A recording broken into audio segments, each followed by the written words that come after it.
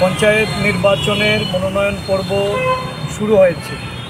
গতকাল থেকেই রাজ্যের বিভিন্ন প্রান্তে বিরোধী রাজনৈতিক দলগুলি তাদের আরওর অফিস থেকে গিয়ে মনোনয়নপত্র জমা দেওয়ার জন্য ফর্ম তোলার উদ্দেশ্যে যারা যাচ্ছে, দেখা যাচ্ছে যে বিগত কয়েকদিন ধরে এই পঞ্চায়েত নির্বাচনকে কেন্দ্র করে পঞ্চায়েত অফিসে সর্বদলীয় মিটিং এবং পঞ্চায়েতে দলীয় সভার আমাদের কর্মীরা যখন সেখানে সমবেত হচ্ছে বা মিটিং থেকে বেরিয়ে আসছে, বিভিন্ন ঘটনায় শাসক দলের গুন্ডাদের দ্বারা আক্রান্ত হচ্ছে।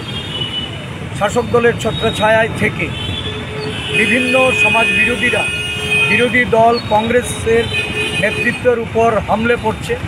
সর্বদলীয় মিটিংয়ে গেলে সেখানে আক্রমণ করা হচ্ছে, বাইক ভেঙে দিয়ে তাদের উপর আক্রমণ করে মারধর করা হচ্ছে। আজকেও এমনই একটি ঘটনা ধর্মনগরে আমাদের প্রদেশ মহিলা কংগ্রেসের ব্লক সভানেত্রী গৌরী বিশ্বাসের বাড়িতে একদল বিএমএসের কুখ্যাত বিজেপি গুন্ডারা তারা সেখানে গিয়ে বাড়িতে ঢুকে মারধর করেছে, ভাঙচুর করেছে এবং এই গৌরী বিশ্বাসকে হুমকি দেওয়ার পর উনি থানায় এফআইআর করেছিলেন।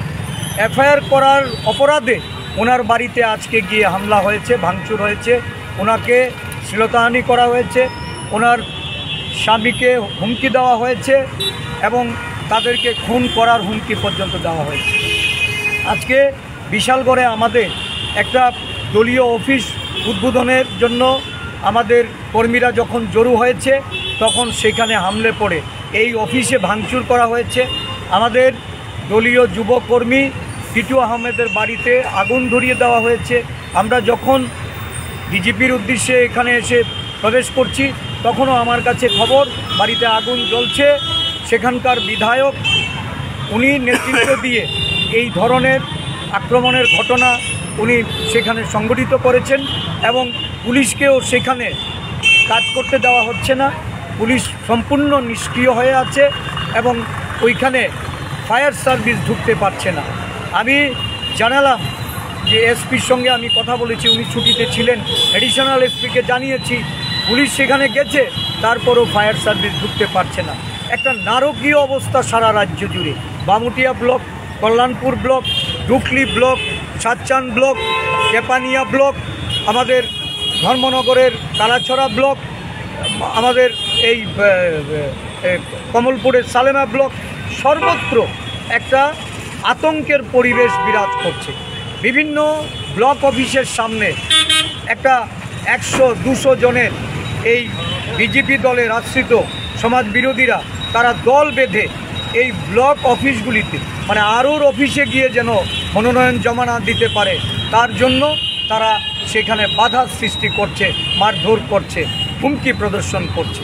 আমরা বিজেপির উদ্দেশ্যে বলেছি যে এই ধরনের ঘটনা যদি বন্ধ না হয়, আমাদেরকে মনোনয়ন জমা দিতে যদি পুলিশের আরক্ষা প্রশাসন তারা যদি নিরপেক্ষ ভূমিকা নিয়ে সেখানে কোনো ধরনের নিরাপত্তার ব্যবস্থা না করে দেন।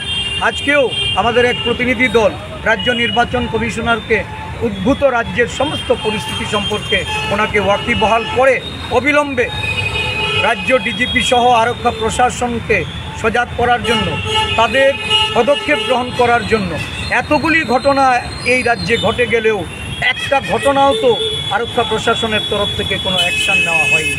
আজকে আমরা প্রতিনিধি দল এখানে এসে এই বিষয়গুলি তাদের আমরা এফআইআরের কপি দিয়েছি, ঘটনার বিভিন্ন ছবি তুলে ধরে আমরা তাদেরকে এই বিষয়ে তারা যেন অবিলম্বে একটা জরুরি ভিত্তিতে তারা হস্তক্ষেপ করেন এবং সেখানে দোষীদের গ্রেপ্তার করেন। আগামী দিনে সুষ্ঠু ও অবাধ নির্বাচনের স্বার্থে মনোনয়ন জমা দেওয়া থেকে শুরু করে এই নির্বাচনকে পরিচালনা করার জন্য পুলিশ প্রশাসনকে সক্রিয়ভাবে তারা যেন সেখানে এই তাদের বন্দোবস্ত করেন, এটা প্রয়োগ করেন, তার জন্য আমরা বলেছি। অন্যথায় কংগ্রেস দল বাধ্য হবে রাস্তায় নেমে আমরা এই ডিজিপি অফিসের রাস্তায় আমরা বসে। আমরা এই রাজ্যে নিরাপত্তাজনিত অভাব বোধ করছি। সাধারণ নাগরিক থেকে শুরু করে এই মনোনয়ন পর্বে কংগ্রেস দলের যারা প্রার্থী তারা আজকে আতঙ্কগ্রস্ত হয়ে আছে। আমাদের 100% আসনে জয়ী হতে হবে। বিজেপি দলের একটা অংশ উৎসাহিত হয়েছে। সমাজ বিরোধীরা আজকে এই ঘোষণার সাথে সাথে তারা রাজ্য জুড়ে সন্ত্রাস সৃষ্টি করেছে। আমি মাননীয় মুখ্যমন্ত্রীর উদ্দেশ্যে বলবো, আপনার দলের এই ধরনের যে ন্যক্কারজনক ঘটনা একের পর এক ঘটে চলেছে বিরোধীদের উপর, এটাকে বন্ধ করুন। গণতন্ত্রের প্রতি বিশ্বাস রাখুন। গণতান্ত্রিক উপায়ে নির্বাচন সংগঠিত করে মানুষের ভোট নিয়ে আপনারা পঞ্চায়েতে এই নির্বাচন আপনারা যদি জয়ী হন তাহলে বিরোধী দলের কোনো আপত্তি থাকবে না। কিন্তু বিরোধী দলকে প্রতিদ্বন্দ্বিতা থেকে সরিয়ে দিয়ে এইভাবে গত নির্বাচনে যেভাবে ৮৬% সিটে বিনা প্রতিদ্বন্দ্বিতায় জয়ী হয়েছেন, সেই ষড়যন্ত্র আমরা রুখব। স্বপ্নকে সত্যি করতে চান, ভবিষ্যৎকে উজ্জ্বল করতে চান, তাহলে আজই নিয়ে নিন সঠিক সিদ্ধান্ত। আর আপনাদের জন্য সঠিক সিদ্ধান্ত হলো শ্রীলক্ষ্মী গ্রুপ অফ ইনস্টিটিউশনস, সবচেয়ে আধুনিক শিক্ষার অন্যতম ঠিকানা। আমাদের এখানে রয়েছে nursing, paramedical, pharmacy, management, education, allied health science সহ নানান উপযোগী কোর্স। তাছাড়া আরও রয়েছে উন্নত ক্যাম্পাস ও প্লেসমেন্টের দারুণ সুব্যবস্থা। আছে 150 শয্যা বিশিষ্ট শ্রীলক্ষ্মী মাল্টি স্পেশালিটি হাসপাতাল এবং 50 শয্যা বিশিষ্ট শ্রীলক্ষ্মী সুপার মাল্টি স্পেশালিটি হাসপাতাল। কোর্স ফিজ একেবারে হাতের মুঠোয়। এছাড়া স্টুডেন্টসদের জন্য রয়েছে স্কলারশিপ ও ইএমআই এর ব্যবস্থা।